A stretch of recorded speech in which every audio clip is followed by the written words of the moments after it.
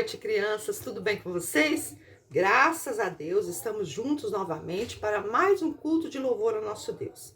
Antes da gente começar, vamos fechar os nossos olhinhos e vamos falar com Deus. Feche o seu olhinho aí na sua casa. Senhor Deus, nós te agradecemos porque sabemos que o Senhor está presente neste culto. Te agradecemos porque o Senhor ouve e atende as nossas orações. Te agradecemos porque o Senhor é o nosso Deus. Fica conosco, Deus, e perdoa os nossos pecados. Em nome de Jesus, amém. Amém.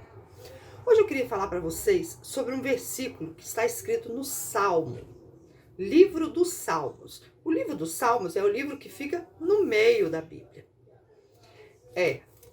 No meio, isso. Abra lá, Salmo 118, 24. 118 é o número grande, 24 é o número pequeno. Abriram? Ele está escrito assim: este é o dia que o Senhor fez. Regozijemo-nos e alegremo-nos nele. Aí a gente fez aqui uma divisão. Ele está assim, ó. Este é o dia que o Senhor fez. Regozijemo-nos e alegremo-nos nele. Tá vendo que tem várias cores? Eu vou explicar por quê. Primeiro, este é o dia. Este é o dia, é hoje. Deus fez o dia de hoje. Deus fez todas as coisas. Não, mas o ontem já não existe, passou. O amanhã ainda vai acontecer. E Deus fez o dia de hoje. Hoje. Que o Senhor fez. Foi Ele que fez. Ele fez o sol, Ele fez a lua, Ele fez todas as coisas que vocês já aprenderam durante as aulas. A criação de Deus, Ele fez tudo, mas o único que pôde fazer o dia foi Ele, foi Deus. Então, Deus fez. Então, este é o dia que o Senhor fez. Regozijemo-nos e alegremo-nos nele. Nossa alegria tem que vir do Senhor. Nossa vida tem que ser vivida para o Senhor. Ele nos fez. Nele nós devemos viver, para Ele nós devemos viver e com alegria e gratidão. Então vamos lá? Este é o dia que o Senhor fez. Regozijemo-nos e alegremo-nos nele. Salmo 118, 24. Amém? Vamos falar de novo? Este é o dia que o Senhor fez. Regozijemo-nos e alegremo-nos nele. Salmo 118, 24. Depois você copia, pega a sua Bíblia, copia esse texto, coloca no lugar onde você vai ver, tá bom? Agora vamos orar com a Luísa. Oi, crianças do Penhantes, como que estão vocês? Vamos orar? Obrigada pelo culto infantil. A gente poderia falar com as crianças. E obrigada para abençoar a igreja, para passar essa doença. A gente precisa aprender o que tem na nossa vida, o que a gente tem que falar, que a gente pode. Amém. Oi, crianças, boa noite. A gente tá com muita saudade de vocês, mas nesse momento a gente tem que ficar cada um na sua casa, né, tomando os cuidados. E agora vamos louvar um pouco o nosso Deus, né? Essa primeira música fala um pouco sobre o cuidado de Deus com a nossa vida, né? Mesmo nesses tempos difíceis, Jesus está sempre do nosso lado, tomando conta de nós. Vamos lá? Canta com a gente, hein?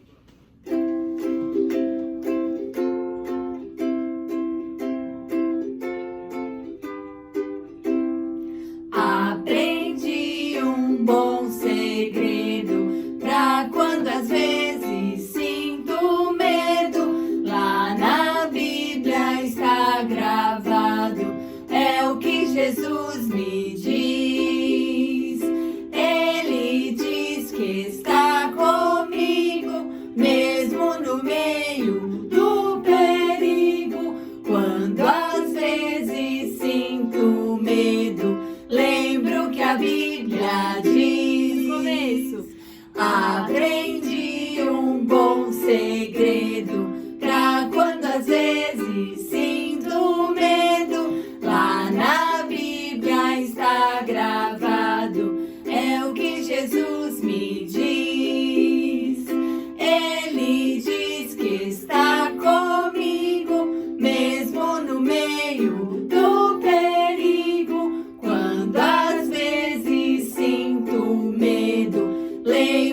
a Bíblia diz. Muito bem! Crianças, a música que a gente vai cantar agora fala que Jesus é o nosso bom pastor. É Ele quem nos guia, é Ele quem nos guarda, é Ele quem nos conduz. E a gente sempre deve estar com Jesus e andar com Jesus. Nunca esqueça disso. Onde você estiver, Jesus estará. Vamos cantar? Bem animado? Todo mundo junto? Então vamos lá.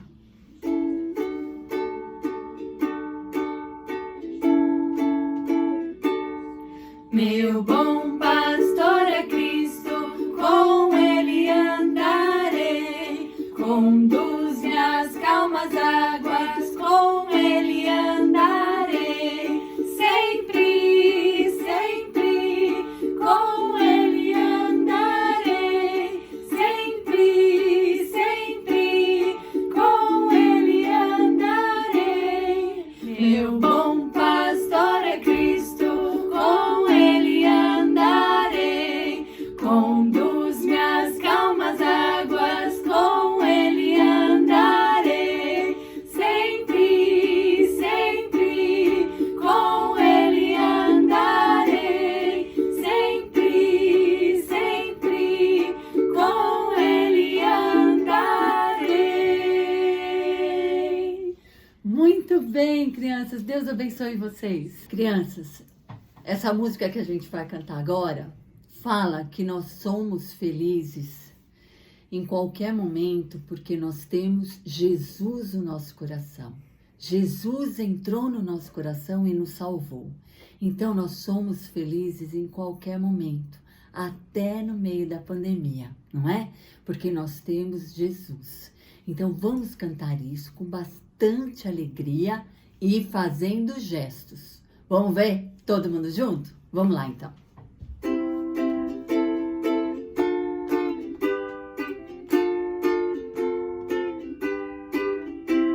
Por dentro, fora, alto e baixo, sempre sou feliz. Por dentro, fora, alto e baixo, sempre sou feliz. Aqui Jesus entrou, meu coração limpou. Por dentro, fora, alto e baixo, sempre sou feliz. Agora a gente vai cantar 3 vezes essa música. E aí nós vamos fazer assim. A primeira bem devagar, a segunda mais ou menos e a última bem rápido, tá bom? E aí todo mundo vai cantar junto. Papai, mamãe, vovó, titia, todo mundo que estiver em casa, a gente vai cantar junto fazendo gesto, tá bom? Então, todo mundo cantando aí. Vamos lá. Devagar. Agora bem devagar.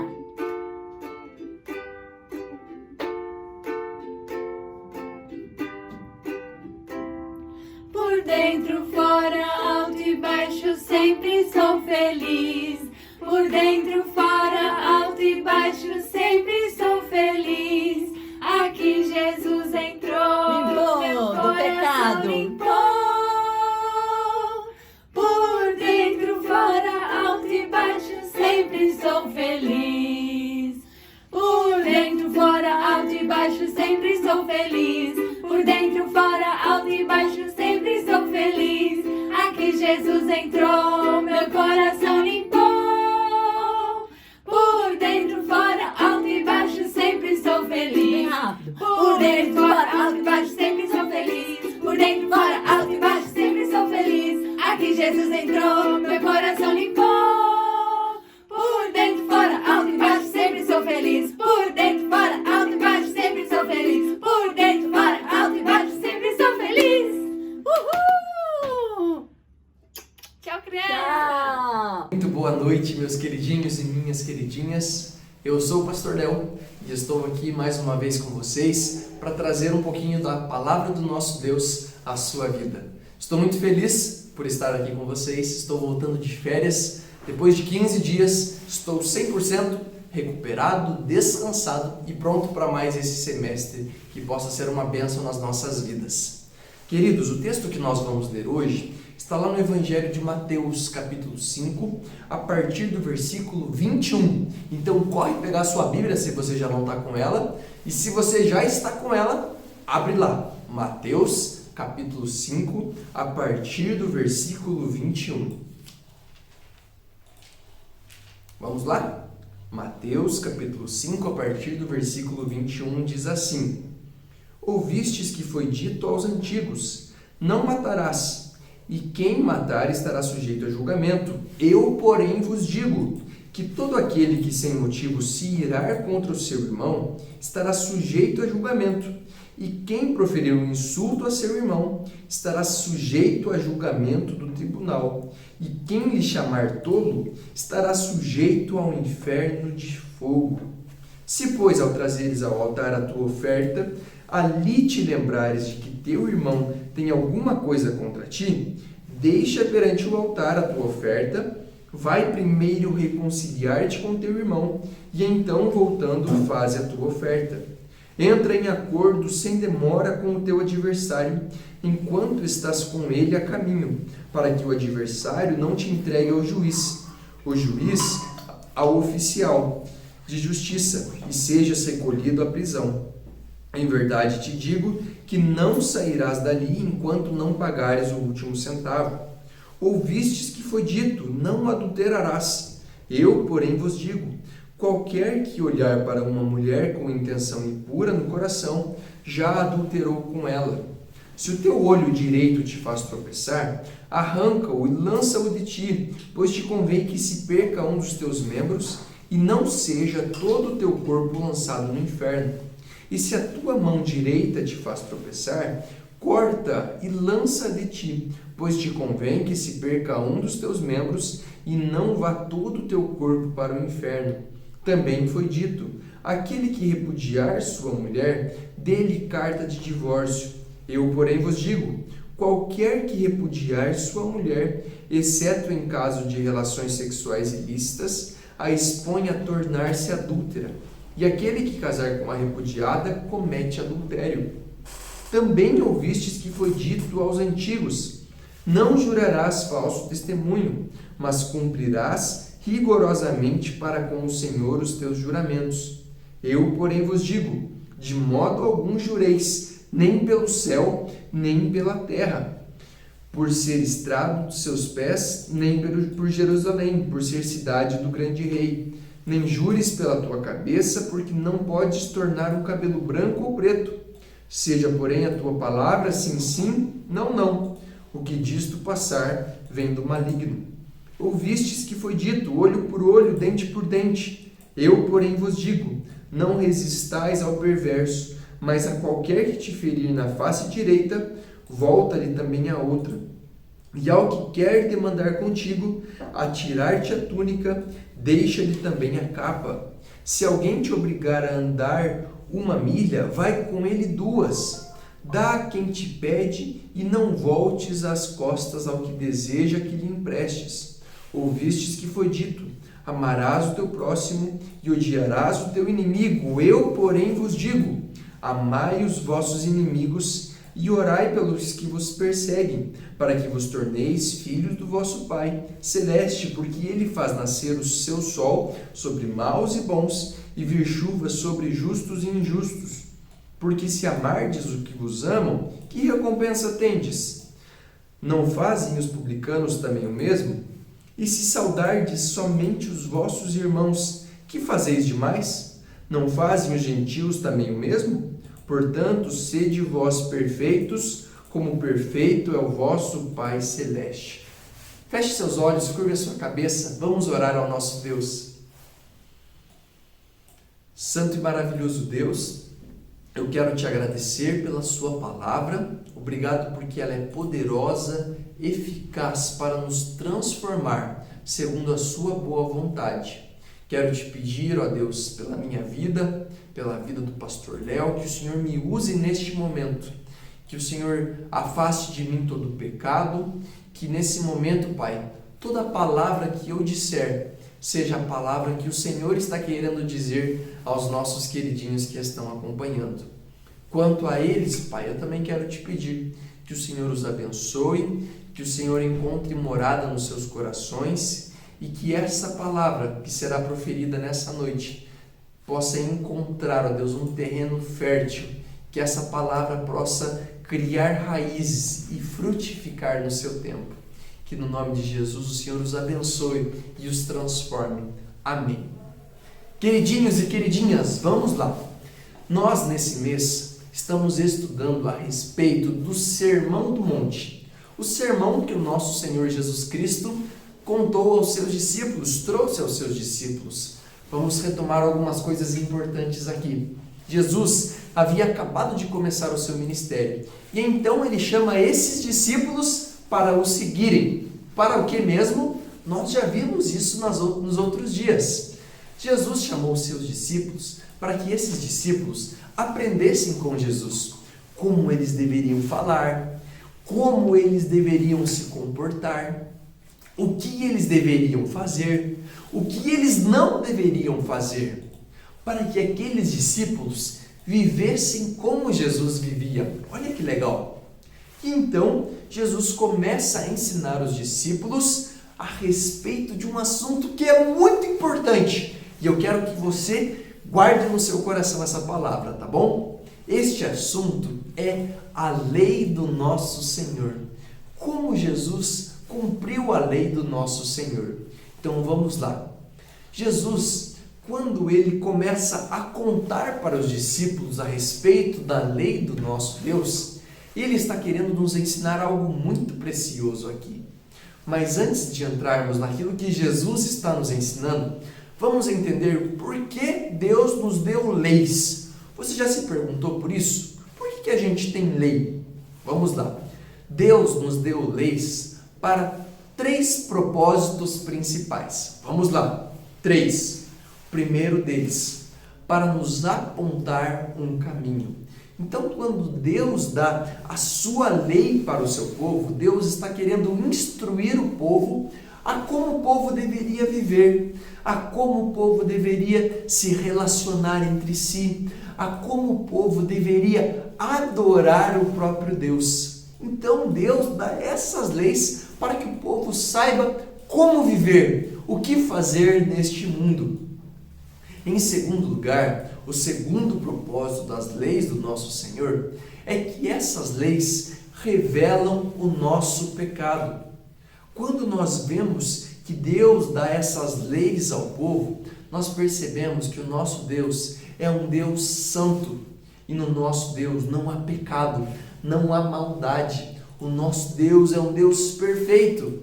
Ou como Isaías, o profeta, lá no Antigo Testamento, no capítulo 6, nos diz que o nosso Deus é um Deus santo, santo, santo.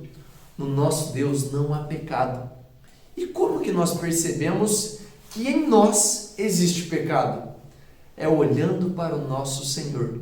Quando nós vemos que o nosso Deus é um Deus perfeito, que nele não existe erro, nós percebemos que nem sempre nós somos bonzinhos, que nem sempre o bem que nós queremos fazer, nós fazemos.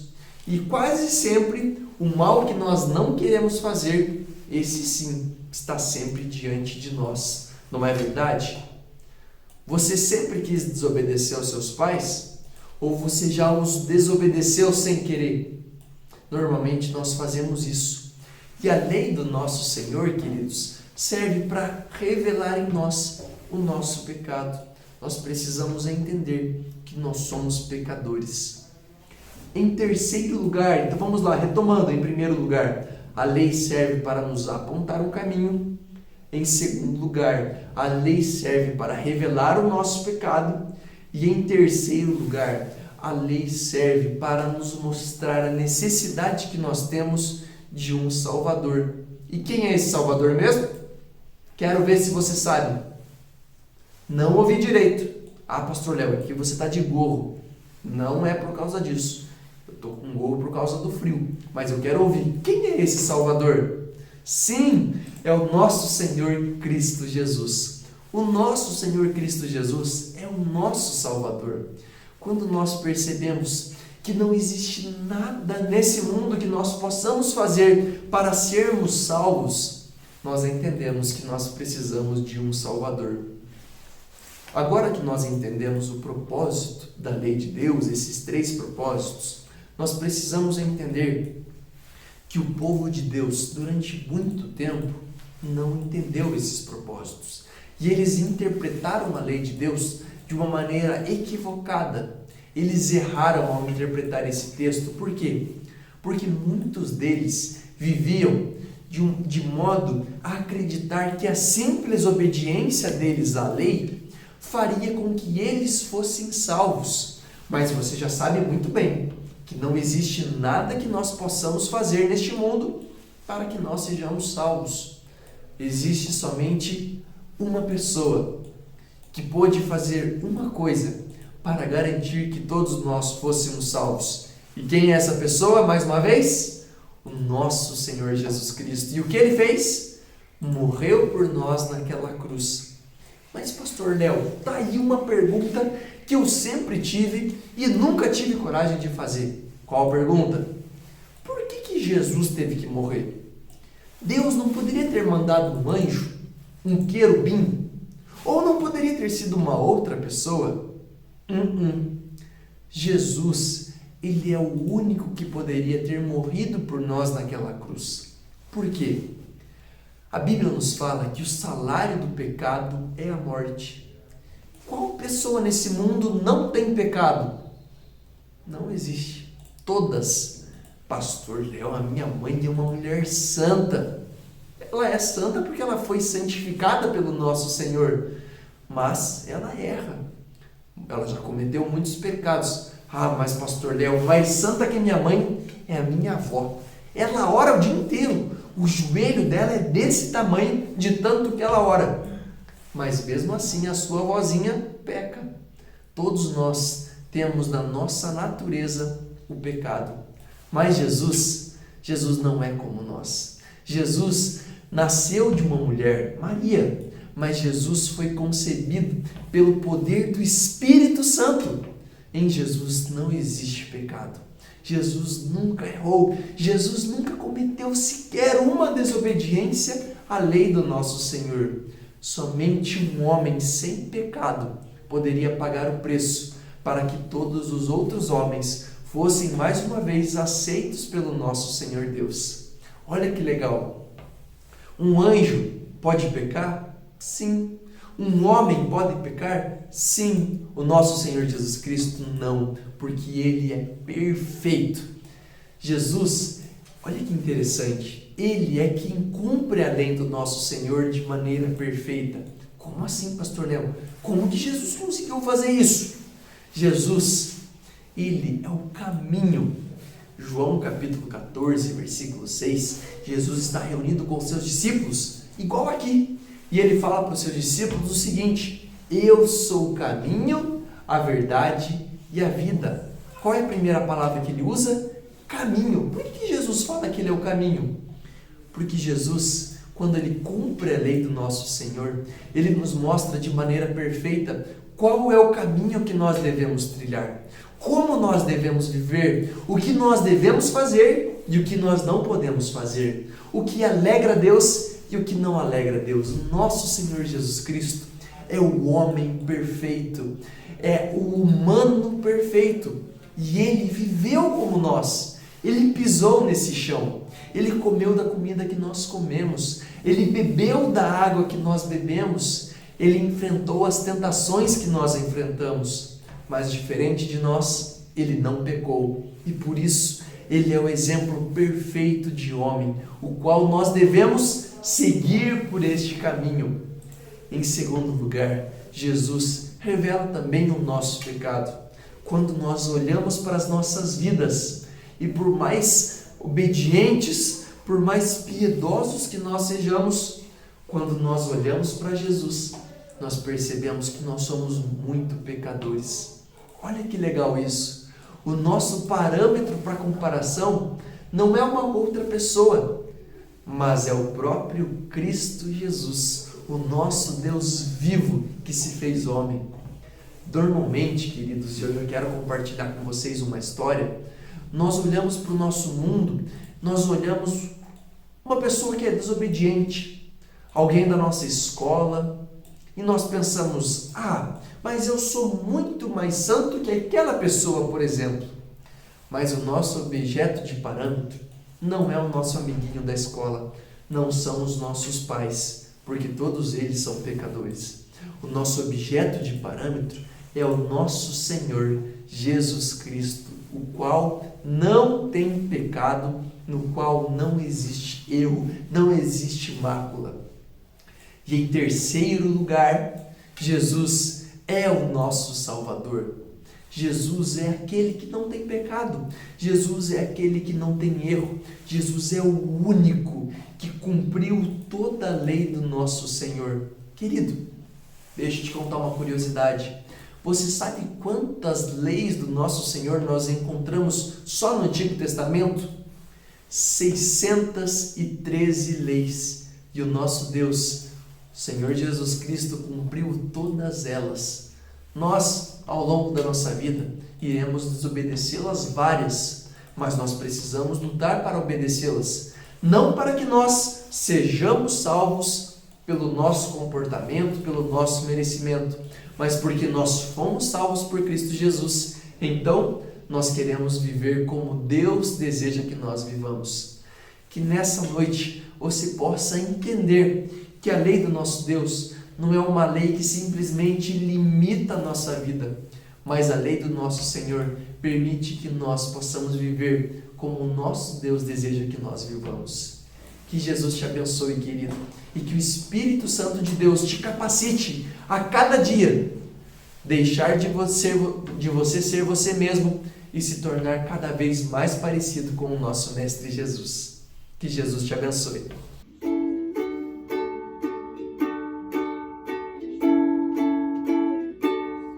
Meu bom pastor é Cristo, com Ele andarei. Conduz-me às calmas águas, com Ele andarei. Sempre, sempre, com Ele andarei. Sempre, sempre, com Ele andarei. Meu bom pastor é Cristo, com Ele andarei. Conduz-me às calmas águas, com Ele andarei. Sempre, sempre, com Ele andarei. Sempre, sempre, com Ele andarei. Muito bem, crianças. Deus abençoe vocês. E agora, crianças, para nós terminarmos o nosso culto, vamos fazer a oração final. Por isso, feche seus olhos e curve a sua cabeça.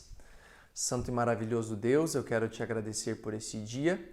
Obrigado pela sua palavra, pela pregação dela, pelos louvores. Que no nome de Jesus o Senhor nos abençoe, abençoe as nossas famílias e nos livre de todo mal. É por isso que nós oramos no nome de Jesus. Amém. E agora, crianças, recebam a bênção do nosso Senhor. Que a graça de Jesus, o amor de Deus o Pai e a comunhão e o poder do Espírito Santo estejam sobre você e sobre a sua casa. Oi, crianças.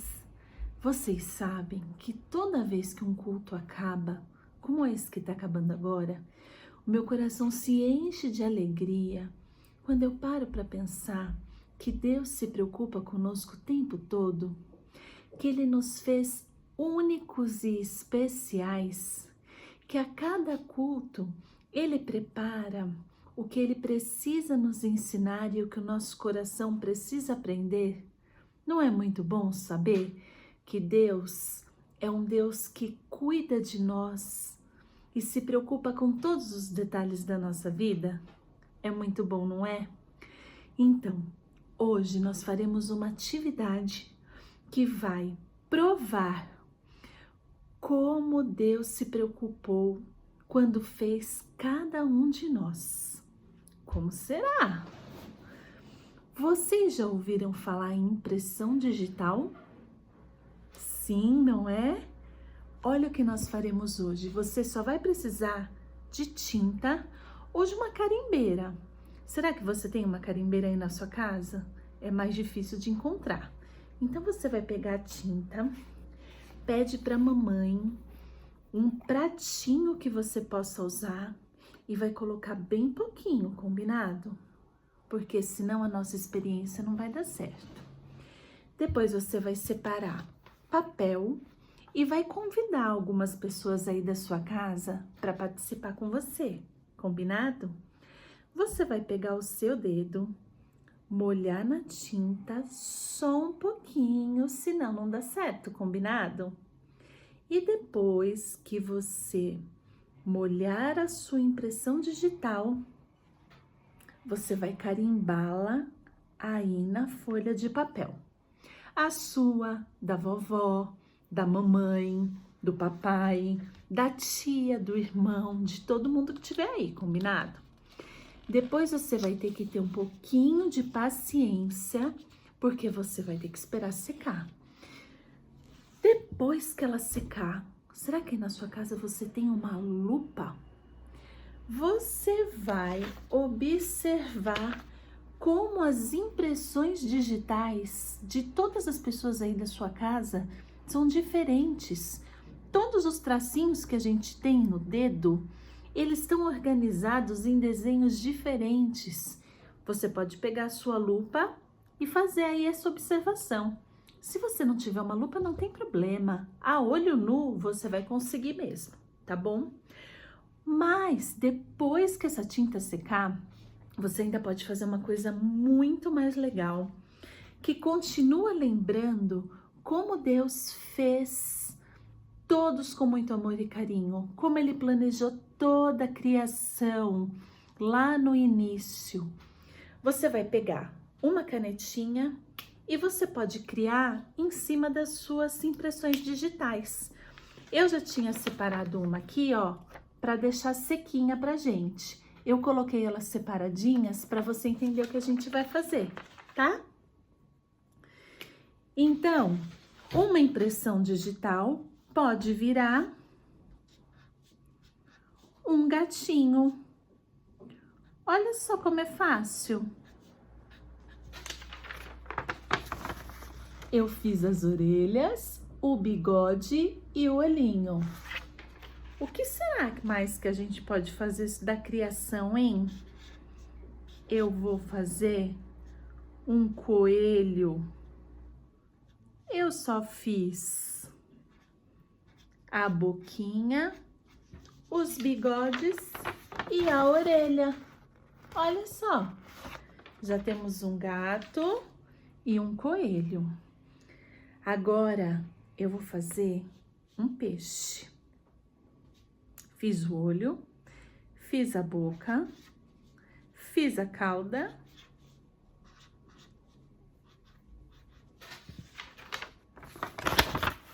Olha lá o meu peixe. E você pode fazer muitas outras coisas, tudo que a sua imaginação permitir. Mas se você não tiver muitas ideias, dá uma olhadinha na internet, que você vai achar muita coisa legal, tá bom? Até a próxima, Deus nos abençoe, um beijo!